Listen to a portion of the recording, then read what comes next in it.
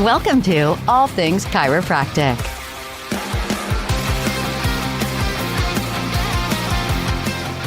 Welcome to another episode of All Things Chiropractic. I'm Paul Andrews. And I'm Dr. Mark Davini. Hello, everyone.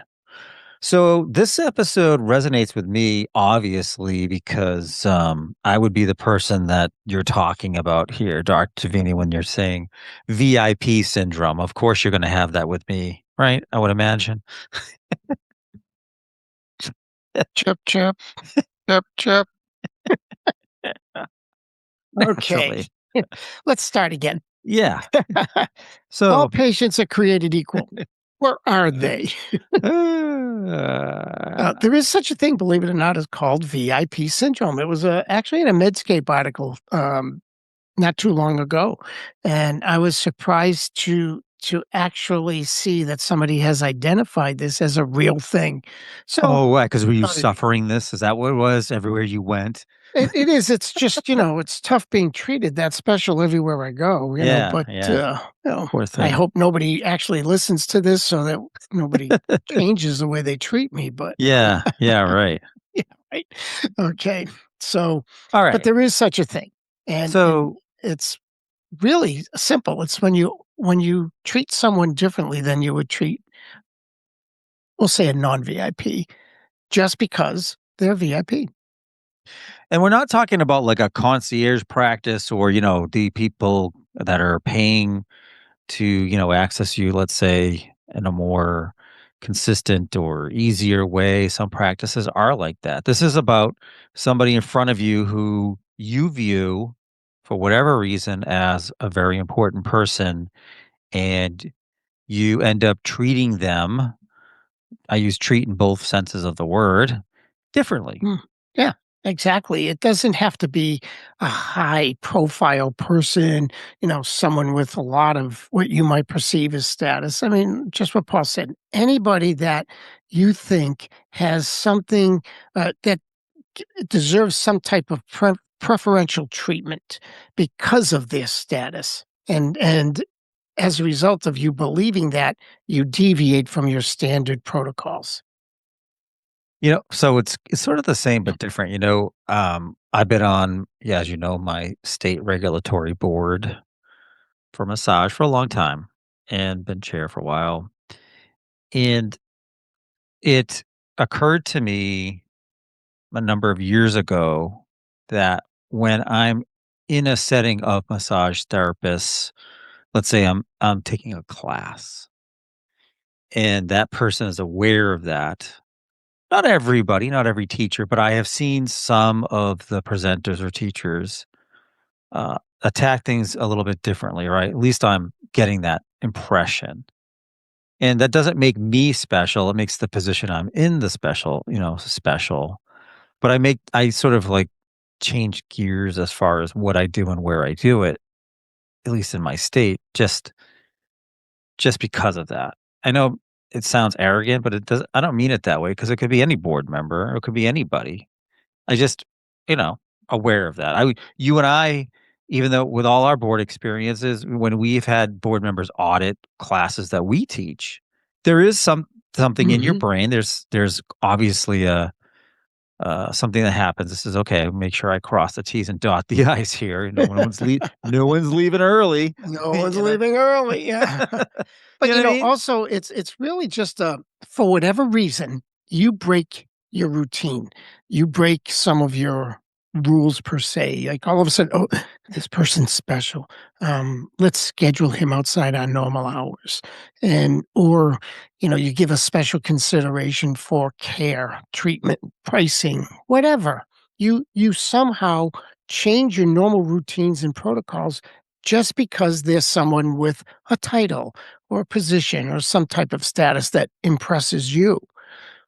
I can imagine this happens. Like, let's say somebody, you know, in your town or city who's well known, whether they're a politician or celebrity. I don't know. You fill in the blank. It's up to the person. But let's say they come in and they say, "Well, I don't want X-rays. Don't like it. Don't want the radiation." Do you skip it because now this influential person has made it known? Yeah, or don't you? you breach your protocol in a sense. I kind of look at it, I'll use a quote from Walter Winchell: never above you, never below you, always beside you. And I look at that like I did a lot of thought and effort to try and determine what I believe to be necessary to render the best care possible to my patients, all my patients. I mean, my procedures, my protocols, my technique, my education, blah, blah, blah. So, in my mind, how I did what I did every day was, in my mind, the best way to do it. Why would I change that for someone? And why would I run the risk of that person not getting the best care because I've changed how or why or I do something? All right, doc. But let's say you're a sophomore or junior in practice, not a student, but you haven't been in practice a ton of time. And somebody walks in who's been a chiropractor, maybe someone a well-known speaker, and they're directing your care. And you're saying to yourself, maybe, well, this person knows a lot more than me. Or maybe they're not a chiropractor, but they're in the medical field and you're aware of them and they're basically trying to run the care themselves. Like, you know, as a seasoned practitioner, you might be able to battle back against that a lot easier. But what about the less than seasoned practitioner who's got this, in front of them? They're facing this. Yeah. Well, I think it goes back to a lot of things we've talked about. You need to have reasons to do what you do and why you do it. Not to say you couldn't enter into an intellectual debate with this person prior to hopefully them coming into the office and taking up half your day, but you just say, "This is what I do and how I do it." I treated a lot of chiropractors and exchanged, with a lot of chiropractors. If they came to me and they saw me and they wanted me to treat them in my office, they were treated as a patient. I did my exam, I took X-rays, I had a record on them. That was just the way I wanted to do it because in my mind, that was what was necessary to give them the best care that I can, and they asked me for care. They came to me and asked me to treat them. So why would I give them the you know, in the old terms, right? Why would I give them the Mickey Mouse treatment? Why why would Right. I do that? Same thing with family. I'm amazed at how many people come in, how many people tell me their family comes in, and I go, "Okay, well, do you have a record on them? 'No.'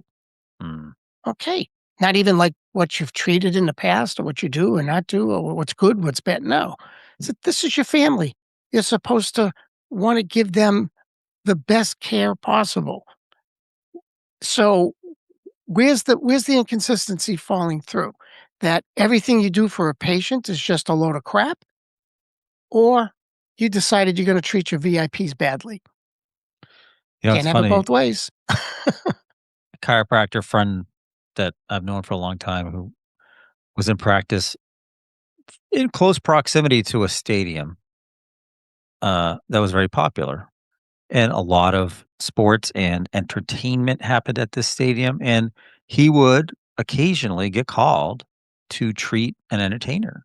And he would bring a portable table into the Mhm. stadium, into the backstage, and he would treat these people. And I would ask him questions like, well, one, like, how do you do that on a brand new patient who happens to be a rock star or whatever? Like, and you're schlepping this table around and, you obviously can't take x-rays. You can't, as you obviously could do an exam, but, um, you know, and from what I recall from the response, it wasn't that they did exactly the same thing they did in their office because it wasn't. No. Well, I had an experience with one, and that was maybe one of my learning experiences. It was a doctor that I knew well, very skilled practitioner, and we were together for a meeting at one point in Boston. And he says, "Oh, well, I have to go over to the TD Garden, and I have one of the Bruins. I treat one of the Bruins." Hmm. Oh, so I'm like, "All right, let's go." I'm semi impressed, right, with this. What do? We show up to TD Garden. We're in a parking garage. Alright. And he's standing there I mean, he's treating this person in the parking garage because chiropractors at that time weren't allowed to be treating members of the Bruins. Yeah. And I'm thinking to myself, are you first of all, I'm sure he, are you really giving this person, someone that obviously you think you want to impress, the best care possible by treating him in a parking garage? Whether the adjustment was a great adjustment or not, it doesn't matter. Everything you do in your office to make sure patients understand and accept what you do, so making it more effective, you throw out the window just so you could treat this guy and say, I treat a Bruin. You know, Well, as that's a opposed to, yeah. this other person we know who treated the Patriots. And at the time when they were winning Super Bowls, the Patriots were getting treated every week. And they came to his office, they treated him in his I mean, he treated them in his office, and everything was the way it was supposed to be.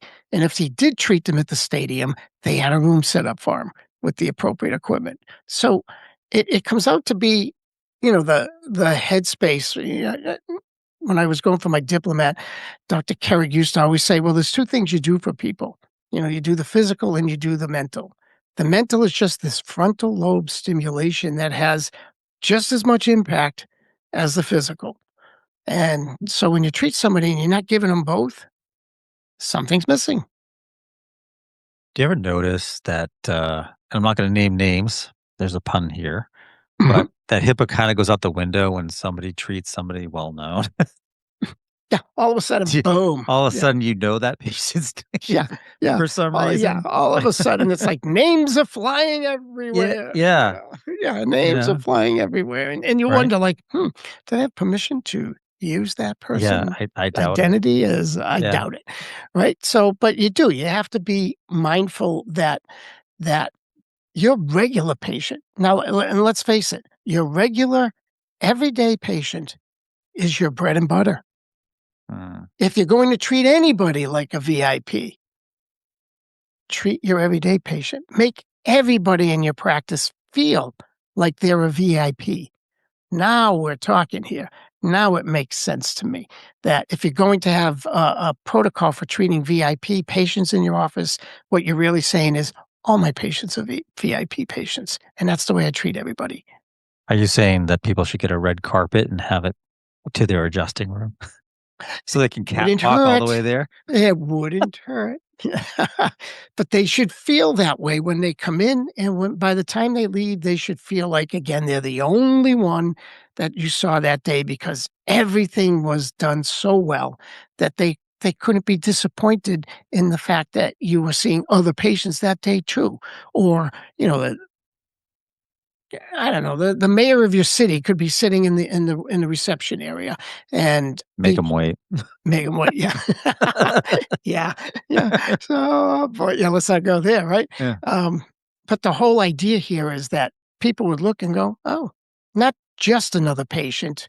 It would be like, "Wow, another patient who's treated just like I'm treated." Well, on the flip side too, maybe not for every, VIP out there, but if you have this awestruck or enamored provider that you've come to seek, healthcare, that could be a bit annoying. That could be a bit of a turn off to say, well, I want to get treated like everyone else. I want to get my problem fixed. I don't want to sit here with googly eyes or autographs. You know what I mean? Like whatever it may be, like Well, there is we that we flip talk side. about this all the time. Where do all the malpractice cases come from? They come from when you deviate from your standard protocols. It's never the regular patient that just comes in and comes out and everything's good and you're aware and you're right on time and you have your focus and your present time consciousness, which we talk about, right? No, it's for some reason or other, it was the exception to the rule. So why would you want to make, especially someone that might have some standing or notoriety, why would you want to make them the ones that have the higher risk of something going wrong? That's really the essence of a board complaint is deviation Mm, from standard of care, right? I mean, that yeah. whatever it may be, Yeah, uh, and that's it. malpractice too. It's deviation from standard of care that caused injury, resulting in permanent damage. I guess bottom line, in a sense, is you have to have the confidence to push back when either the person that you're treating wants the shortcuts because time is money and they don't want to hang around, or they want to, you know, feel special because they think they are special, they're well known. But you have to have that, you really have to have that confidence and that foundation and grounding to stick to your guns in a sense, right? I mean, Takes a lot. Takes a lot to say no. Takes a lot to say, "Maybe I'm not for you." It takes a lot to hold your ground, but again, I'm gonna keep saying it. If you really are of the mindset that you offer your patients the best care possible, why would you offer any of your patients anything less? well, and I remember it kind of makes me think about when we had Dr. Bill Owens on, and he talked about, you know, the education you can provide other providers of healthcare, doctors, nurses, whatever, by not skipping beats and doing things differently and showing them whether it's directly through care or through documentation, referrals that you send back notes on, like what you actually do and how well you do it. Right. I mean, think about this. If a VIP is coming into your office, more than likely it was because someone who is a patient of your office already is referring them in. So that person is gonna go brag on you. "Hey, you gotta go to my doc. He's the greatest. He knows what he's doing. He does a good consultation, a good exam. He even takes X-rays and blah, blah, blah." Right? And they go on, he'll explain it all before he does anything, goes through the whole spiel. And then the person shows up because they're a VIP, and you start changing things and cutting corners, and they walk out going, "Well, that's not what my friend told me you do. So either my friend's off the wall or you changed it." And, a lot of times I think they just want to be treated like everyone else also, especially when your belief is what you're offering is the best. It's funny in looking at this whole syndrome and the potential consequences, things like uh, not providing the same care. We've talked about that, but also documentation can suffer, right? Because if you're skipping Absolutely. things, you're skipping what you can write down. You're skipping maybe things on the exam, things that could be Mhm. important. Right. Again, you have to treat the condition and treat it the best way you know how. And one of the components of treating that condition is to treat the mind, the frontal lobe. And you have to make people have faith in you, have to have your What if there's patients have nothing there? trust in you. Well, if it just echoes around there for a few minutes and then it's done.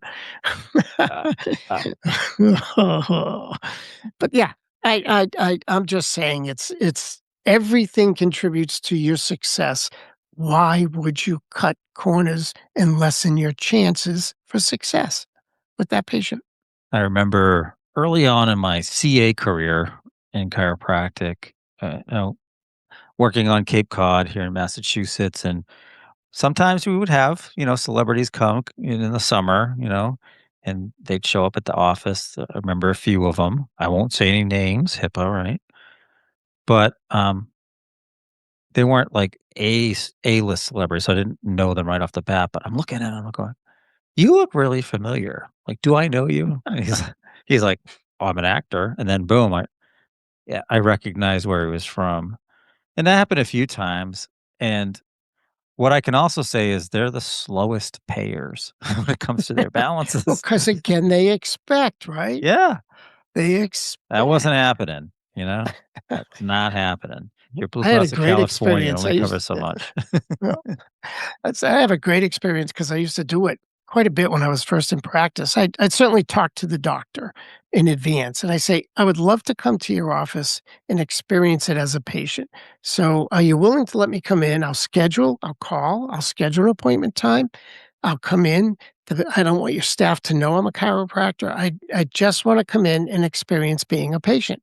And I did that with a mutual friend of ours. And so I show up at the office and I get all the scripting, I get the spiel, I get the intake forms, takes me in, goes through the exam because the CA was part of inside the room with us, doing the exam. I take the x-rays. We go through the whole thing, and he gives me his report of findings as if I was a patient. Staff never knew I was a patient until after I got my first adjustment.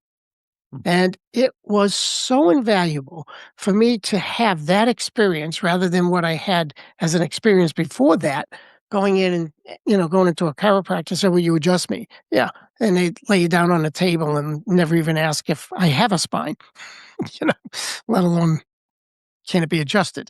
So, I'm just saying, it was such a good learning experience to not be treated like a VIP. Oh, you poor thing. It must have been I so know. hard to It just downgrade to just never happened, so, Yeah. to be able Oh, to please.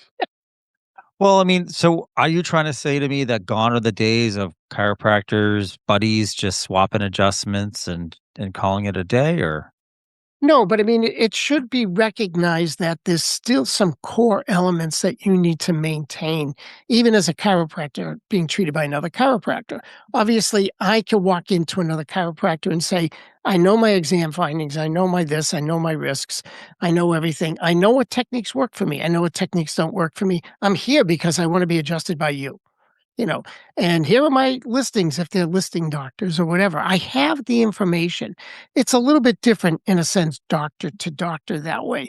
But to be able to experience being a chiropractic patient and not being recognized as a chiropractor is what was such a great experience. And recognizing that I felt better going through that procedure than just walking in and getting an adjustment from someone.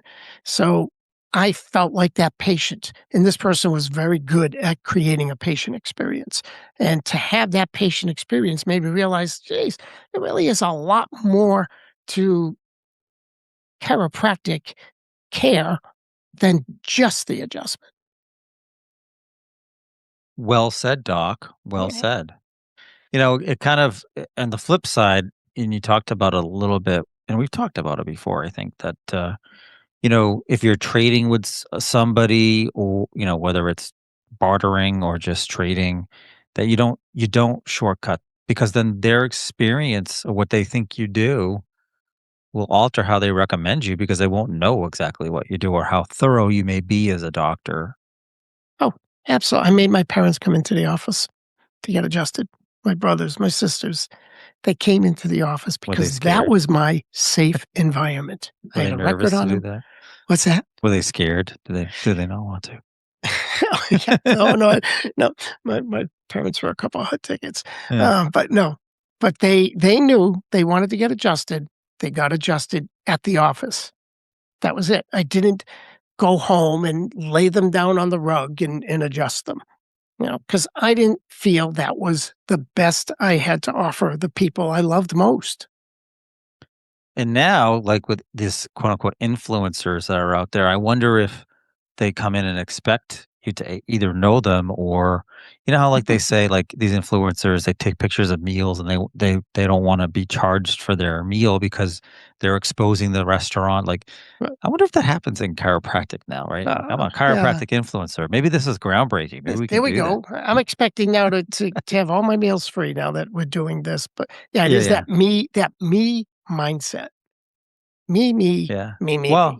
and then in thinking about it, I remembered back to that story about the celebrity that came in, and then I'm watching this guy on TV, and I'm like, I can't tell anybody that this guy's got a back problem, but I'm trying to notice on the TV, like, Yeah, yeah, is he doing those does he have a yeah, stunt double? yeah, Yeah, but I he can't must I have a can't stunt say double because I anything. know he can't Yeah, do that. yeah, yeah, exactly.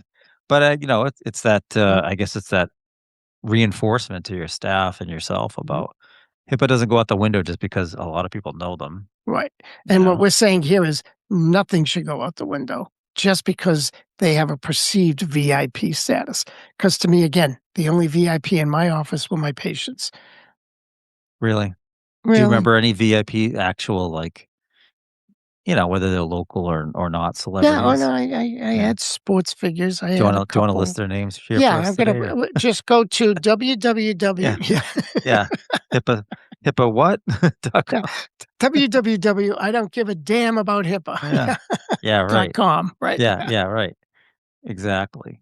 Yeah, Well, but, did your I never staff have honestly, I any never enjoyed reaction? it. Did I your never staff react at all to them? I mean, Well, yeah, a little bit, but that's okay. They're staff, but they still were doing what they were supposed to do.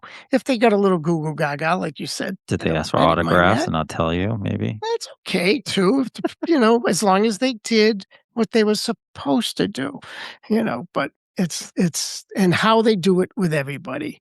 But yeah, and there's sometimes the people are so famous, they might request being set outside the schedule because they don't wanna be in the middle of everybody, because they want that privacy. And those are considerations you might make on a one-on-one basis type of thing, if you're really willing to alter your schedule, but not your procedure. Yeah, There's a difference. they could probably afford that kind of luxury too, right? Right, right. Sure, Might cost them a little more. pay me what I make in an afternoon, you can have the whole afternoon. Yeah. Yeah, exactly. And there'll be Oh, that's those that funny. do it, right? For sure. Well, I mean, some people, depending on where they're located, they could be mundane and routine to see Exactly. celebrity figures of any kind, I suppose, right? Yeah, I mean, and not to say that I haven't got, starstruck here and there, but it takes effort to pull it back and say, okay, I'm gonna treat this person like I treat everybody else. I'm gonna give them the same good exam I give everybody, you know, Be a professional. be a professional. Right? I know it's a stretch sometimes, right? Yeah, all the time. Yeah, Treat every patient like a VIP and never let a VIP change how you treat your patients, right? exactly. Exactly. You treat them like a VIP, they'll treat you like you're a VIP. Hey, everybody out there listening, you are VIPs to us. That's it. Absolutely. Each and every one of you. Yeah.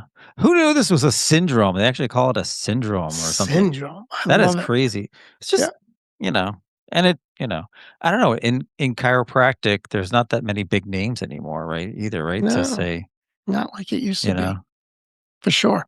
You yeah. know? I remember one time, and it impressed me most for the Parker days, right? When Jim Parker, who was probably one of the biggest names we had in our profession, in many ways, after every day of every Parker, his suite at usually the biggest room in the Hospitality hotel, suite, right? it was open. Yeah. And anybody, the first timers to the people who've been there 100 million years with their tags that said, "This is my 4 millionth Parker," Yeah. GTO right? times Yeah, 12,000. GTO times 2,000 or whatever, And I can guarantee you that if Jim Parker was there, if you watched him when he was there, right? You watched him, he didn't treat you any differently than he treated those multiple GTOs and all that. Yeah. So that there was a lesson there. This was a guy that was in and of himself the VIP who opened up his doors to anybody and everybody and who treated everybody the same. If he was on the couch, you could go sit down next to him on the couch and start talking to him. I'm not saying you get a lot of time with him because there'd be 100 other people trying to do the same thing, but he gave you that time. Good point. Huh? Good example. There it is. He Okay. was a great example That's in right. the profession for He sure. was, but he knew how to do it for sure. So stick to your guns, docs, like Mhm. do what you do well, no matter who's in front of you. And it'll be I a love it. standard for success, I think, Be anyway. be all you can be to everybody. Oh, I thought you were gonna that was not an army or Yeah, was well, that? the first half, yeah. Yeah. All right. Well, thank you again for joining us for another episode of All Things Chiropractic. I'm Paul Andrews. And I'm Dr. Mark Davini. Thank you. Thanks for listening to All Things Chiropractic. We'd love to hear from you. Visit allthingschiropractic.com with comments, episode ideas, or questions. Or connect with us on Facebook and Instagram at All Things Chiropractic Podcast. Be sure to join Dr. Mark Davini and Paul Andrews next time for another episode of All Things Chiropractic.